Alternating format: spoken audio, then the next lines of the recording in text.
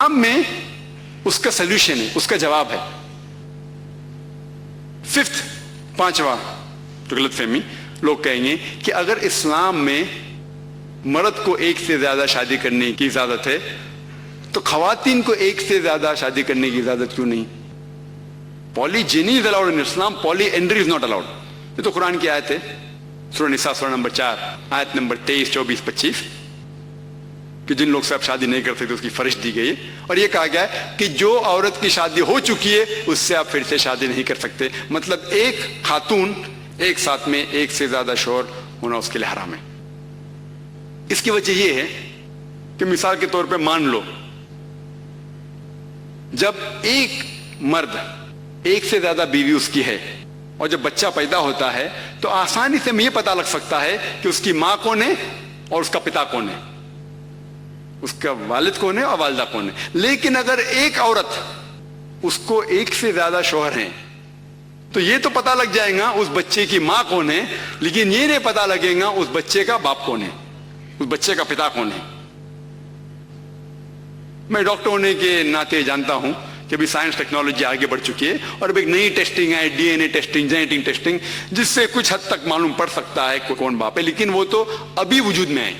اسلام ماشاءاللہ نیا مذہب تو نہیں ہے، صرف ایک ہی وجہ نہیں ہے، کئی وجہ ہے جس کے لیے خواتین کو ایک سے زیادہ شادی کرنے کی ممانعت ہے، الاؤڈ نہیں ہے۔ سیکنڈ ریزن، سائنس ہم یہ کہتی ہے کہ مین از مور پالیگیمس in nature then the woman, مطلب آدمی فطرت سے اور پالیگیمس سے as compared to the woman, آدمی فطرت سے وہ اور ایک سے زیادہ شادی کر سکتا ہے بنسبت عورت سے۔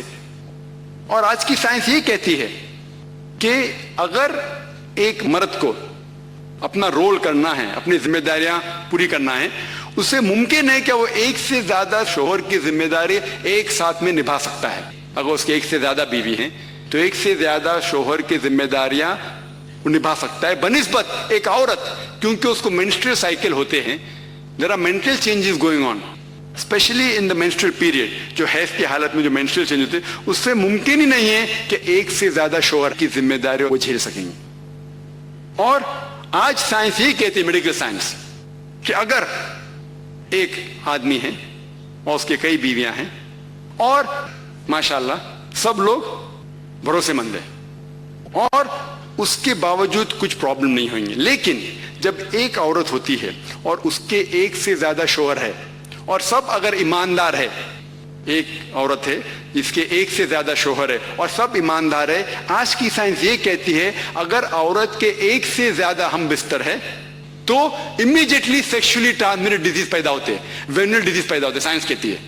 جو ایک مرد کے ایک سے زیادہ بیوی ہے تو یہ نہیں ہوتا، یہ سائنس کہتی ہے۔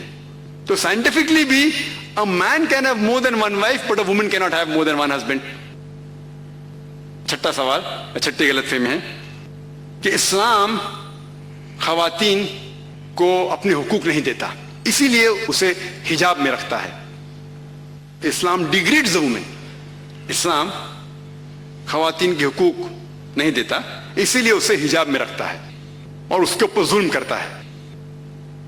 اس جواب کے پہلے ہم یہ سمجھ لیں کہ تاریخ میں ہم پڑھیں گے خواتین کے ساتھ کیا سلوک کیا گیا ہے، وہ ہم جان لیں، پھر ہم جواب پہ آئیں گے۔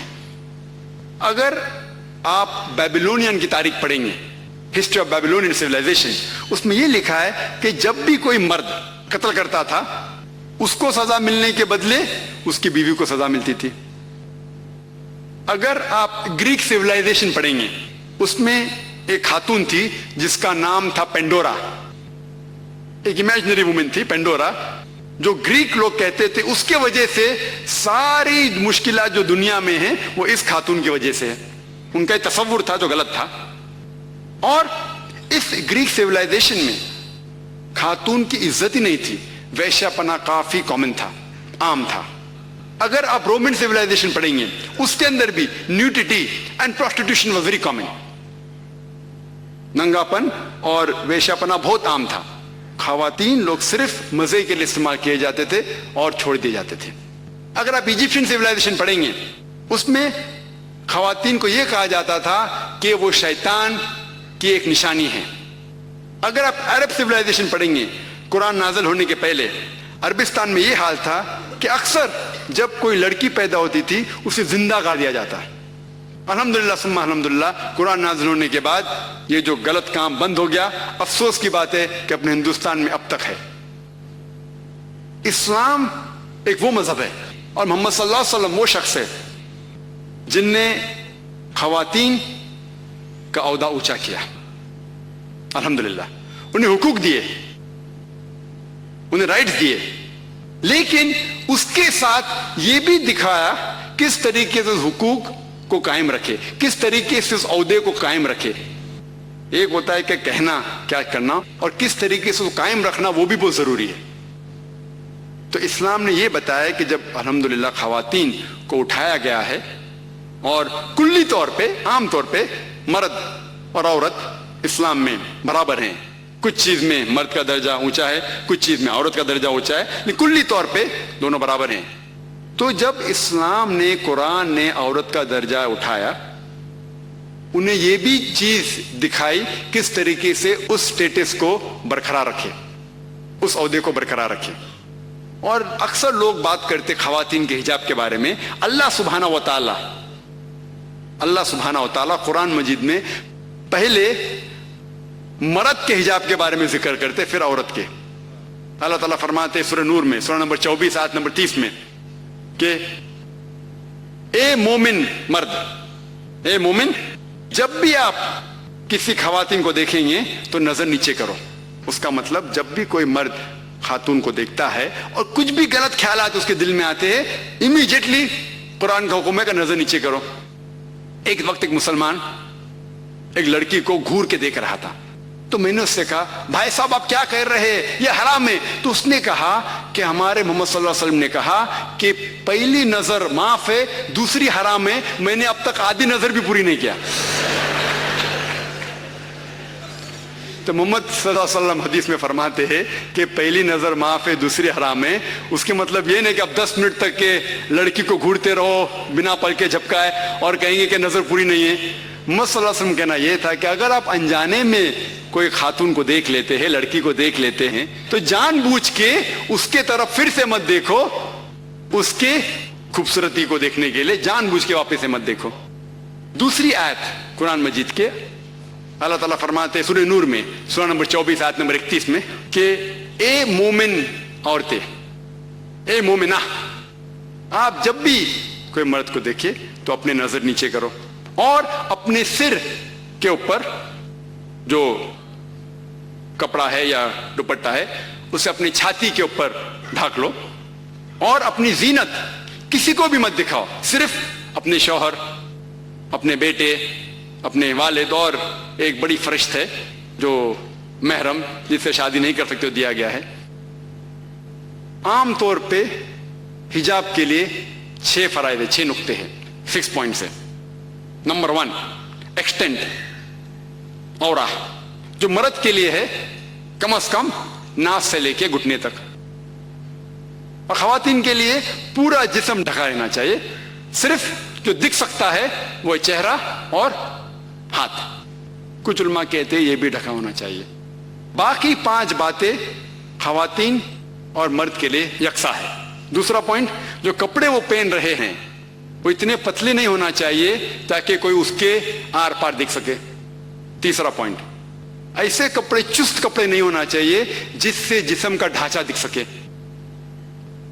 چوتھا پوائنٹ، کپڑے اتنے بھڑکیلے نہیں ہونا چاہیے کہ دوسرے جنس کو متاثر کرے. پانچواں پوائنٹ، کپڑے غیر جنس کے، عورت مرد کے کپڑے نہ پہنے اور مرد عورت کے کپڑے نہ پہنے. اور چھٹا کہ کوئی غیر مسلم کے کپڑے نہ پہنے جو اس کی نشانی ہیں. یہ 6 پوائنٹ ہے حجاب کے، 6 نقطے ہیں، 6 فرائض ہے حجاب کے. اور اللہ سبحانہ وتعالیٰ فرماتے سورہ احزاب میں، سورہ نمبر 33 آیت نمبر 59 میں، یا نبی کہہ دو اپنے بیٹیوں سے، اپنے بیویوں سے اور مومنہ سے، مومن خواتین سے، کہ جب بھی وہ باہر جائے تو جلباب پہنے، اپنے آپ پہ اوڑھ لے جلباب، تاکہ لوگ انہیں پہچان سکے اور انہیں پریشان نہ کرے. پیپل ول ناٹ مولیسٹ دیم, کیا لوگ انہیں پہچانے اور ان کی عزت سے نہ کھیلے. مثال کے طور پہ اگر دلی کے سڑک پہ مثال کے طور پہ دو جڑواں بہن جو بہت خوبصورت ہے, ہو بہو خوبصورت ہے, بہت خوبصورت ہے, دو جڑواں بہن چل رہے ہیں دلی کے سڑک پہ. ایک جڑواں بہن پہنے ہوئے اسلامک لباس, پورا جسم ڈھکا ہوا, صرف چہرہ اور ہاتھ دکھ رہا ہے, اور دوسری بہن پہنی ہوئی مغربی لباس, منی اسکرٹس یا شارٹ, مغربی لباس تو منی اسکرٹس یا شارٹس جو تن کو کم ڈھک رہا ہے اور دکھا رہا ہے زیادہ. اور دونوں جڑواں بہن اگر دلی کے سڑک کناٹ پلیس اگر وہاں چل رہے ہیں اور سڑک کے کونے پہ کنارے پہ ایک لفنگا ٹھہرا ہوا ہے لڑکی کو چھیڑنے کے لیے, میرا یہ سوال ہے کہ وہ لفنگا کس کو چھیڑے گا؟ وہ بہن کو جو اسلامک لباس پہنی ہوئی ہے, حجاب پہنی ہوئی, کیا وہ بہن جو مغربی لباس پہنی ہوئی ہے کس کو چھیڑے گا؟ جو مغربی لباس پہنا ہوا ہے. قرآن صحیح کہتا ہے کہ حجاب خواتین کو محفوظ رکھتا ہے اور عزت برقرار رکھتا ہے. اور اس کے بعد اسلامی شریعت یہ کہتی ہے کہ اگر کوئی آدمی کسی عورت کا بلاత్కాر کرتا ہے, جب زنا کرتا ہے, تو اس کے لیے سزائے موت, ڈیتھ پینلٹی. بہت سے غیر مسلم کہیں گے سزائے موت آج کی تاریخ میں 21ویں صدی میں سزائے موت, کتنا بے درد دین ہے یہ اسلام, کتنا ناگوار دین ہے. لیکن میں سوال پوچھا ہوں ہزاروں غیر مسلم سے, اب بھی پوچھ رہا ہوں کہ مثال کے طور پہ خدا نہ کرے کوئی آپ کی ماں یا آپ کی بہن کا بلاత్కాر کرتا ہے اور وہ بلاత్కాر کرنے والے کو آپ کے سامنے لایا جاتا ہے اور آپ کو جج بنایا جاتا ہے, آپ کیا سزا اسے دیں گے؟ اور 100% مجھے جواب یہ ملا کہ سارے غیر مسلم نے کہا کہ ہم اسے سزائے موت دیں گے. کچھ غیر مسلم نے یہ بھی کہا کہ ہم اسے تڑپا کے ماریں گے. تو جب آپ کی کوئی والدہ یا آپ کی بہن کا بلاత్కాر کرتا ہے, آپ کو اس کے سزائے موت دینے کا ہے, دوسری کسی بہن کا بلاత్కాر کرتا ہے, آپ کے سزائے موت غلط ہے. یہ ڈبل سٹینڈرڈز کیوں؟ جو لا ہوتا ہے یہ کیوں ہونا چاہیے؟ اگر آپ جانتے, آج جو لوگ کہتے ہیں امریکہ اتنی ایڈوانسڈ ملک ہے, لوگ اس کی طرف دیکھتے, آپ جانتے وہ ایک ملک ہے جس میں زیادہ بلاత్కాر ہوتے ہیں. ایک ملک ہے جو نمبر 1 پہ نہیں ہے لیکن جو میکسیمم ریپ جتنے دنیا میں ہوتے اس میں سے ایک ملک ہے U S A. F B I کے اسٹیٹسٹکس کے حساب سے 1991 کہ ایف بی آئی کے اسٹیٹسٹکس کے متعلق اس میں لکھا گیا ہے کہ ہر روز امریکہ میں 1756 بلاత్కాر ہوتے تھے. 1996 کے اسٹیٹسٹکس کے حساب سے 1996 کے اسٹیٹسٹکس کے حساب سے U S crime department of justice وہ کہتی ہے کہ 1996 میں ہر روز آن ایوریج ہر روز 2713 بلاత్కాر ہوتے تھے. 91 میں 1756, 96 میں 2713. امریکن لوگ اور ذرا زیادہ بولڈ ہو گئے اور ہمت والے ہو گئے. ہر روز 2713 یعنی ہر 32 سیکنڈ میں ایک بلاత్కాر ہوتا ہے امریکہ میں آج کی تاریخ میں. ہم اس آڈیٹوریم میں لگ بھگ 2 گھنٹے سے ہیں. 2 گھنٹے سے جب سے ہم اس آڈیٹوریم میں ہیں 200 بلاత్కాر امریکہ میں ہو بھی چکے ہوں گے. میں آپ کو یہ پوچھنا چاہتا ہوں, اگر ہم اسلامک شریعت لاگو کرے امریکہ میں کہ کوئی بھی مرد کوئی خواتین کو دیکھے اور کوئی بھی غلط تصور اس کے دماغ میں آیا اسے اپنی نظر نیچے کرنا چاہیے. اس کے بعد خواتین سارا جسم ڈھکے صرف چہرہ اور ہاتھ چھوڑ کے, اور اس کے بعد اگر کوئی مرد بلاత్కాر کرتا ہے سزائے موت. میں یہ پوچھنا چاہتا ہوں کہ امریکہ میں بلاత్కాر کی فیصد بڑھیں گی, وہی رہیں گی یا گھٹیں گی؟ گھٹیں گی. آپ اسلامی شریعت لاگو کرو اور امیڈیٹلی آپ کو ریزلٹس ملیں گے. اور جو ایکس ہوم منسٹر تھے ایل کے اڈوانی, ابھی نہیں ہیں, اس دیش کے ہوم منسٹر تھے, ان نے تجویز کی تھی, ان نے کہا تھا گورنمنٹ سے کہ بلاత్కాر کرنے والے کو ڈیتھ پینلٹی ملنی چاہیے. اور میں الحمدللہ انہیں کانگریچولیٹ کیا.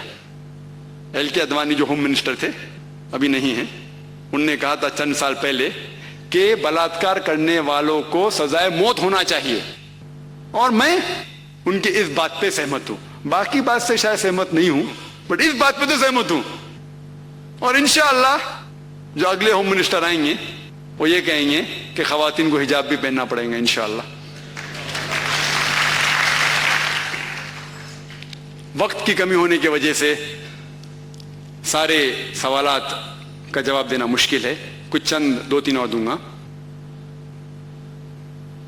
کئی غیر مسلم, خصوصاً ہمارے جو ہندو دوست تھے, وہ کہتے کہ اسلام بڑا بے درد مذہب ہے کیونکہ وہ گوشت کھانے کی اجازت دیتا ہے, اس لیے بے درد ہے. ایک جانور کے جان لینا کتنا بے درد ہے, گوشت کھانے کی اجازت دیتا ہے اس لیے بے درد ہے. پہلے میں یہ کہنا چاہتا ہوں کہ ایک مسلمان شدھ شاکاہاری ہو کے, پیور ویجیٹیرین ہو کے بھی اچھا مسلمان ہو سکتا ہے. گوشت کھانا ہمارے لیے فرض نہیں ہے. قرآن میں یا حدیث میں کہیں لکھا نہیں کہ گوشت کھانا فرض ہے.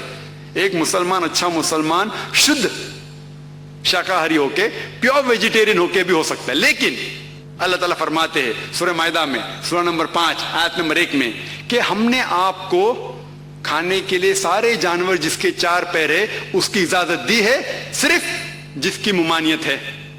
We have agreed that you can eat any four-footed animal with the exception named. یہ کہا گیا ہے سورہ نحل میں سورہ نمبر 16 آیت نمبر 5 میں بھی کہ کیٹل, بھیڑ بکری بنایا گیا ہے تاکہ آپ کے کام آئے اور آپ ان کا گوشت کھا سکے. یہ سورہ مومنون میں ذکر ہے سورہ نمبر 23 آیت نمبر 21 میں کہ آپ بھیڑ بکری کھا سکتے ہیں.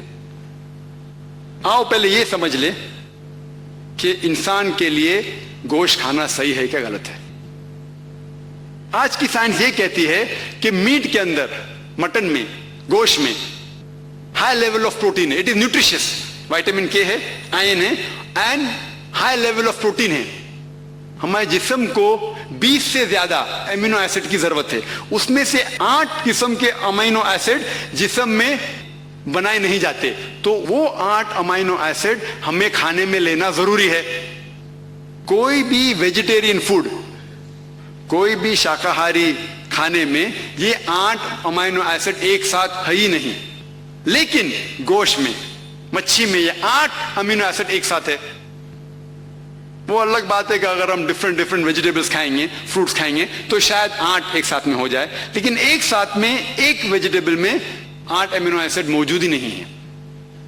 اور جو جانور صرف گھاس پھوس کھاتے ہیں, ہربیورس اینیمل, مثال کے طور پہ گائے, بکری, آپ دیکھیں گے ان کے دانت فلیٹ دانت ہے, چپٹے دانت ہیں ان کے. وہ صرف گھاس پھوس کھا سکتے, گوشت کھا ہی نہیں سکتے, ان کے دانت ہیں چپٹے, ہربیورس سیٹ آف ٹیتھ. آپ وہ جانور کو دیکھیں گے جو گوشت کھاتے ہیں, مثال کے طور پہ شیر ببر, چیتا, ان کے نوکیلے دانت ہیں, کینائن ٹیتھ. وہ صرف گوشت کھاتے ہیں, گھاس پھوس کھا ہی نہیں سکتے.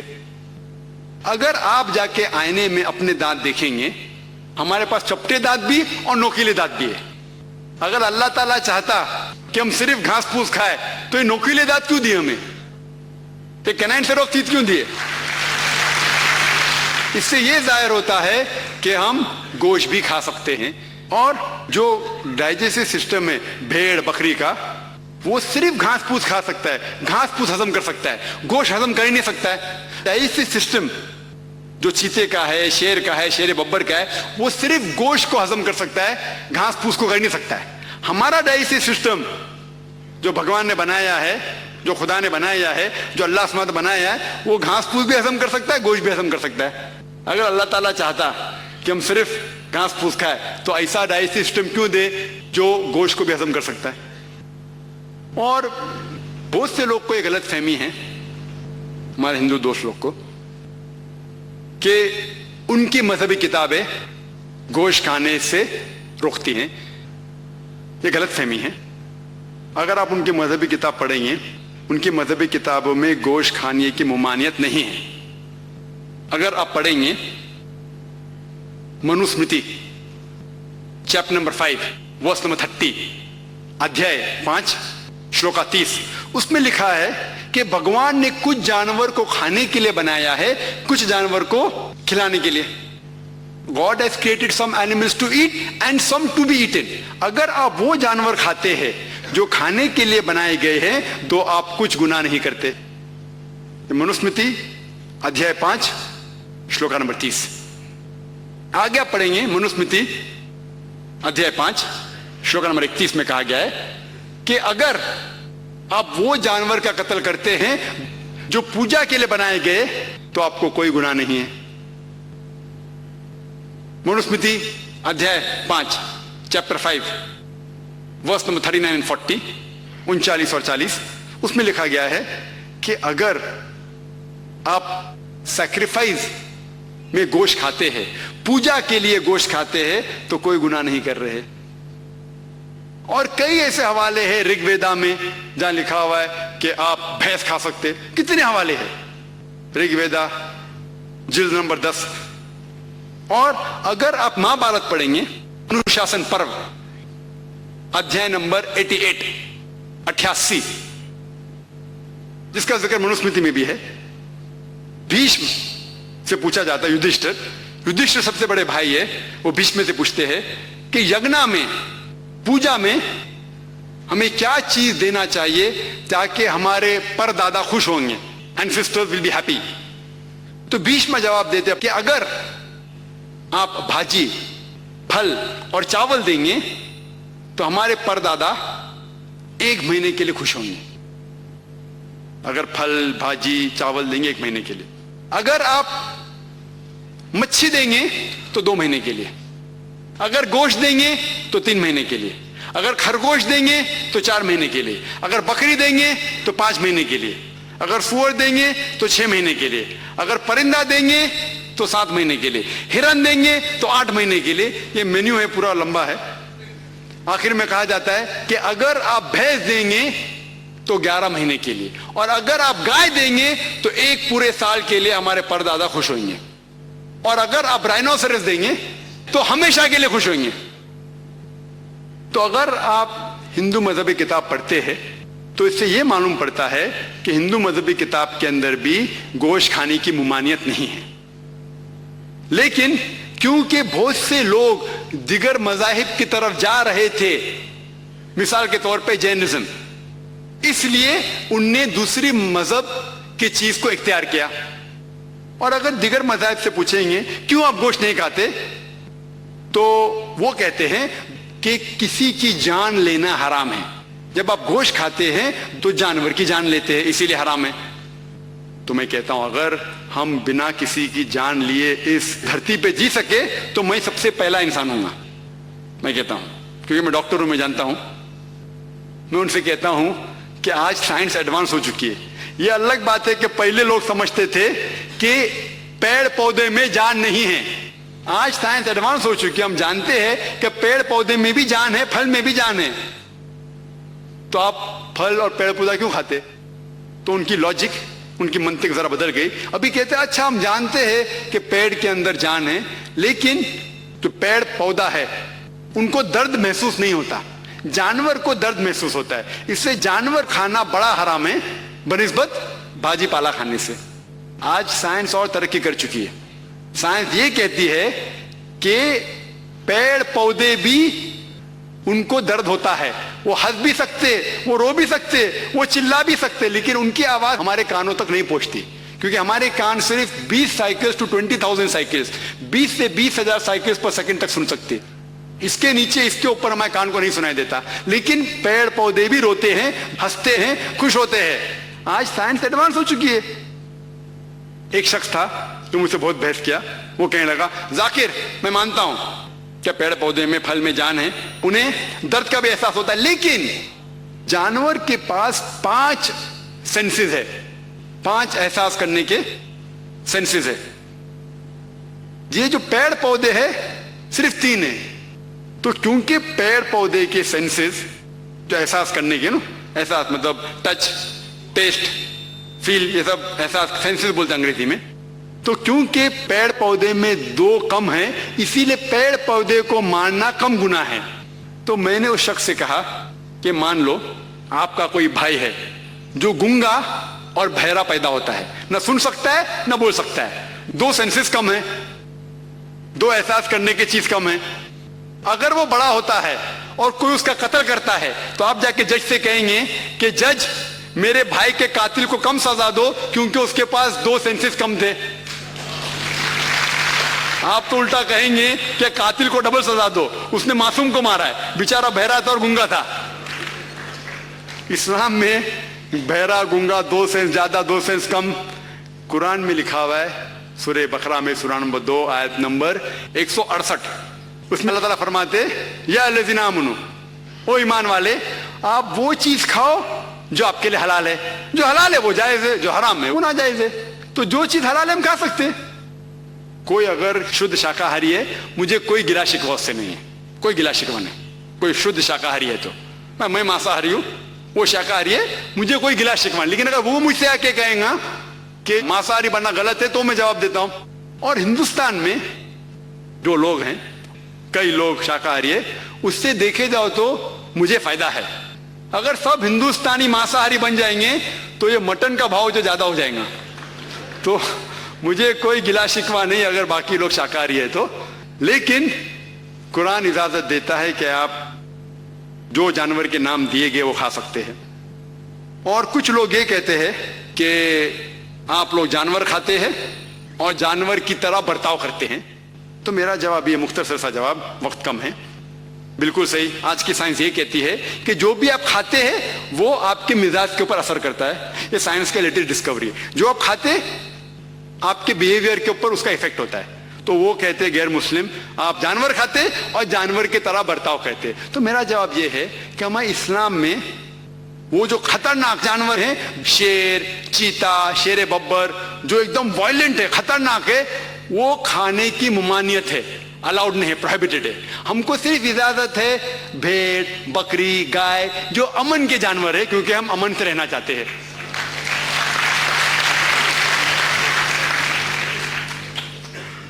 وقت کمی ہونے کی وجہ سے اور 2 کا صرف جواب دوں گا. کچھ غیر مسلم کہتے ہیں ٹھیک ہے آپ جانور کھاتے ہیں, میں کوئی اعتراض نہیں, آپ جانور کھاتے کوئی اعتراض نہیں. لیکن آپ جب ذبح کرتے ہیں تو اتنے تکلیف سے جانور کو کیوں مارتے ہیں, تڑپا تڑپا کے کیوں مارتے ہیں؟ ایک جھٹکا دو جانور مر گیا. اور اسی طریقے سے ہمارے ایک سکھ دوست اور ایک مسلمان بھائی سے بحث چل رہی تھی. وہ سکھ بولتا ہے آپ کو مارنے کا تو جھٹکا سے مارو, فنش, ایک جھٹکے میں جانور مر گیا, آپ تڑپا تڑپا کے کیوں مارتے؟ تو اپنا مسلمان بھائی جو اس کے ذہن سے اس نے جواب دیا, اس نے کہا کہ آپ لوگ بزدل ہے, آپ لوگ پیچھے سے وار کرتے, ہم مرد کے بچے آگے سے وار کرتے. یہ جواب صحیح نہیں ہے, یہ جواب صحیح نہیں ہے. یہ ایک چٹکلا تھا, چٹکلا, جوک, چٹکلا کہتے نا. تو یہ صحیح جواب نہیں. صحیح جواب اسلام میں ہم ذبح کرتے ہیں, اس کی وجہ یہ ہے کئی شرائط ہیں کہ چھری تیز ہونا چاہیے, جلدی سے کرنا چاہیے, ایک جانور کو دوسرے جانور کے سامنے ذبح نہیں کرنا چاہیے, کئی چیزیں ہیں. سب سے اہم ہے کہ جب آپ ذبح کرتے ہیں تو آپ تھروٹ کو اور ونڈ پائپ کو کاٹتے ہیں اور ویسلز آف دا نیک, جو گردن کے جتنے ہیں ویسلز, اس کو کاٹتے ہیں. لیکن اسپائنل کارڈ کو, جو ریڑھ کی ہڈی ہے, اس کو آپ ہاتھ نہیں لگانا چاہیے, کیونکہ جب ہم ذبح کرتے ہیں ونڈ پائپ اور یہ گلے کو کاٹتے ہیں along with the vessels of the neck, heart pump کر رہا ہے بلڈ, دل ابھی تک چلتا ہے اور خون بہہ جاتا ہے. اگر ہم ریڑھ کی ہڈی اسپائنل کارڈ کو ڈیمیج کریں گے تو جو نرو جو دل کو جا رہی ہے وہ ڈیمیج ہو سکتی ہے. دے کین بی کارڈیاک اریسٹ, دل بند ہو سکتا ہے. جب دل بند ہو جائے گا تو سارا خون جسم میں رہے گا. تو ایک ضروری چیز ہے کہ جب ہم ذبح کرتے ہیں تو یہ جو ونڈ پائپ کو کاٹتے, تھروٹ کو کاٹتے, ویسل کو کاٹتے, اور دل ابھی تک کے خون کو پمپ کر رہا ہے باہر.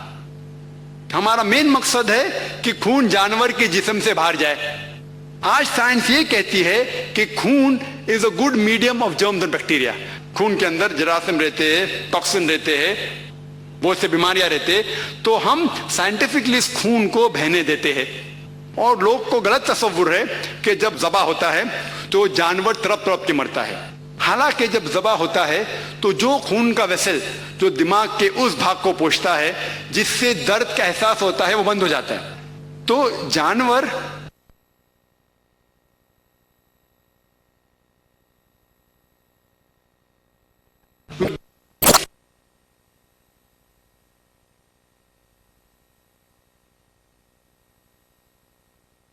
ने, क्योंकि खून कम होने की वजह से scientifically muscles contract and relax, खून कम होने की वजह से वो मसल कॉन्ट्रैक्ट करते और रिलैक्स करते, इसीलिए जानवर तड़पता है, दर्द से नहीं।